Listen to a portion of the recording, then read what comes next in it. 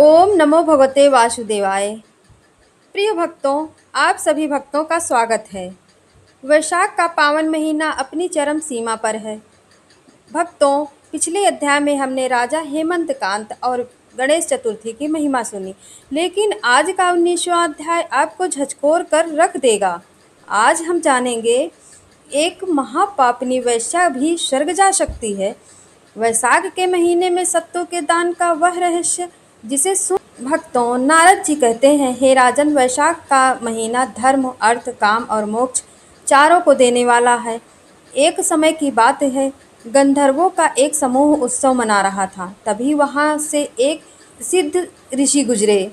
वो वैशाख मास का व्रत कर रहे थे।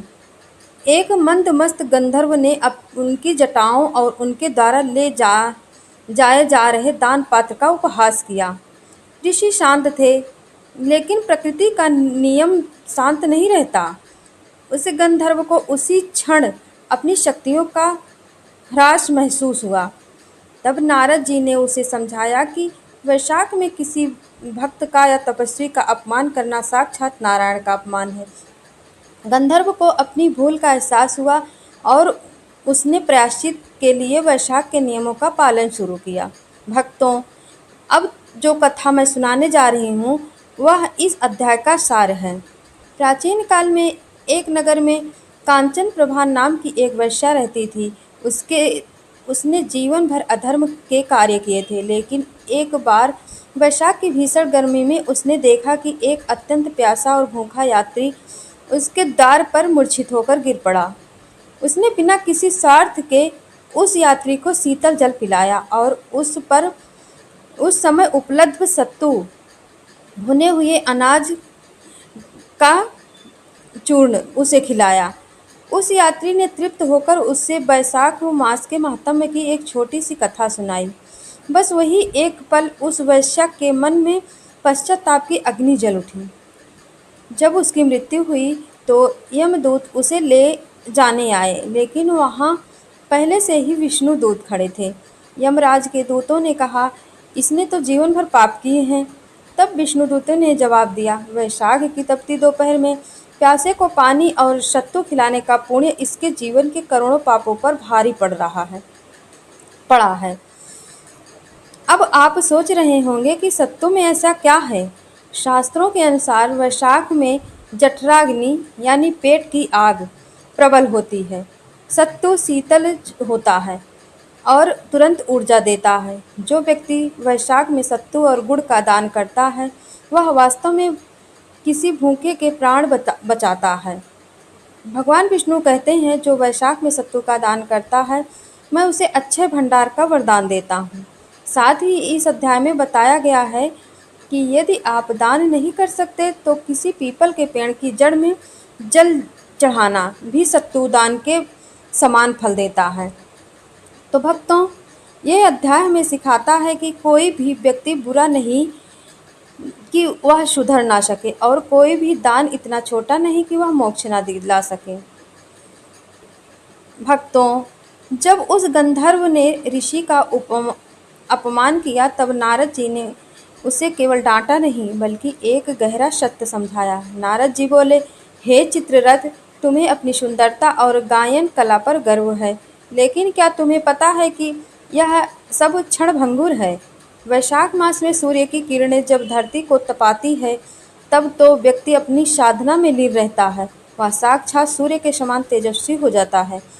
तुमने जिस ऋषि का मजाक उड़ाया, उनके पास भले ही राजसी वस्त्र ना हो, लेकिन उनके कमंडल के जल में वह शक्ति है जो स्वर्ग को भी झुका सकती है। वैशाख का अपमान करने वाला व्यक्ति चाहे कितना भी बड़ा संगीतज्ञ या कलाकार क्यों ना हो, उसके जीवन का ताल और लय बिगड़ जाता है। यही कारण है कि आज तुम्हारी विद्या निष्फल हो रही है। जब उस वैश्या ने उस प्यासे यात्री को सत्तू और जल दिया तो उस यात्री ने उसे एक बात कही जो उसके हृदय में तीर की तरह चुभ गई। यात्री ने कहा, देवी, यह अन्न तो जो तुमने मुझे दिया है इसने मेरे प्राण बचाए हैं, लेकिन क्या तुमने कभी अपने प्राणदाता ईश्वर के लिए कुछ किया है। उस रात कांचन प्रभा सो नहीं सकी। उसने सोचा, मैंने जीवन भर धन के लिए शरीर का व्यापार किया, लेकिन यह शरीर तो एक दिन मिट्टी में मिल जाएगा। फिर मेरे साथ क्या जाएगा। अगले ही दिन से उसने अपनी पूरी संपत्ति गरीबों में दान कर दी और वैशाख मास के कठोर नियमों का पालन करने लगी। वह रोज सुबह ब्रह्म मुहूर्त में स्नान करती और राहगीरों के लिए प्याऊ ठंडा पानी पिलाने का स्थान बनवाया। भक्तों, यही से शुरू हुआ उसका पाप से पुण्य का सफर। भक्तों, इस कथा में बताया गया है कि वैशाख में सत्तू दान करने का फल अश्वमेध यज्ञ के समान है। सत्तू 5 प्रकार के अन्न से मिलकर बनता है, जो हमारे शरीर के पंच तत्वों यानी पृथ्वी, जल, अग्नि, वायु, आकाश को संतुलित करता है। जब आप किसी भूखे को सत्तू देते हैं, तो आप उसे केवल भोजन नहीं बल्कि स्वास्थ्य दान करते हैं। शास्त्रों में लिखा है कि जो व्यक्ति गुड़ मिश्रित सत्तू का दान करता है, उसे यमराज के कोड़े नहीं खाने पड़ते। उसके मार्ग में यमदूत नहीं बल्कि स्वयं गरुड़ देव उसे लेने आते हैं। मेरे प्यारे दर्शकों, इस अध्याय को सुनने का लाभ तभी मिलेगा जब आप इसे अपने आचरण में उतारेंगे। यदि आप बड़ी मात्रा में दान नहीं कर सकते, तो ये 3 छोटे काम कल से ज़रूर करें। अपने घर के बाहर पक्षियों के लिए एक सकोरे में पानी और अनाज रखें। किसी ज़रूरतमंद को एक जोड़ी चप्पल भेंट करें। तुलसी के पौधे के पास शाम को घी का दीपक जलाएं और ओम नमो नारायण का जाप करें। वैशाख मास के इस अध्याय का फल यह है कि जो व्यक्ति इसे श्रद्धापूर्वक सुनता है, वह अकाल मृत्यु के भय से मुक्त हो जाता है। उसकी सोई हुई किस्मत जाग उठती है और उसके घर में क्लेश का अंत होता है। भक्तों, इस अध्याय में सबसे रोमांचक हिस्सा वह है जब यमदूत और विष्णुदूत के बीच शास्त्रार्थ यानी बहस होता है। यमदूतों ने तर्क किया, इस स्त्री ने जीवन भर मर्यादाओं को तोड़ा है, यह केवल नर्क की अधिकारी है। तब विष्णुदूतों ने एक ऐसा सत्य बताया जो हम सबके लिए जानना जरूरी है। विष्णुदूत बोले, हे यमदूतों, क्या तुम्हें पता नहीं कि गंगा में स्नान करने से शरीर शुद्ध होता है, लेकिन वैशाख मास में सत्तू और जल का दान करने से आत्मा के जन्म जन्मांतर के संस्कार शुद्ध हो जाते हैं। इस स्त्री ने जिस समय उस प्यासे यात्री की सेवा की, उस समय उसके मन में रत्ती भर भी अहंकार नहीं था। निष्काम भाव से किया गया एक छोटा सा पुण्य पहाड़ जैसे पापों को भस्म करने के लिए काफ़ी है।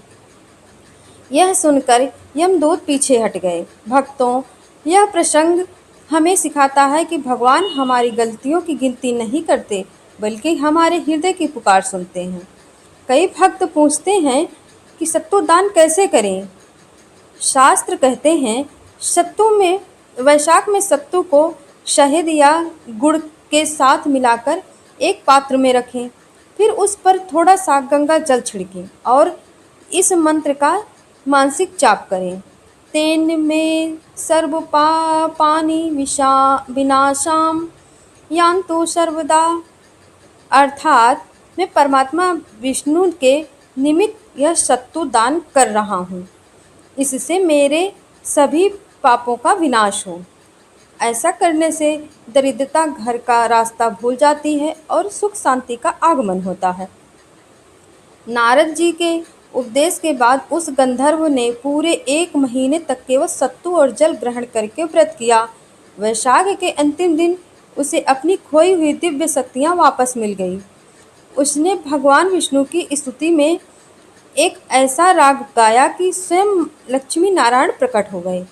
इससे सिद्ध होता है कि वैशाख का महीना केवल मनुष्यों के लिए ही नहीं, बल्कि देवों और गंधर्वों के लिए भी परम कल्याणी है।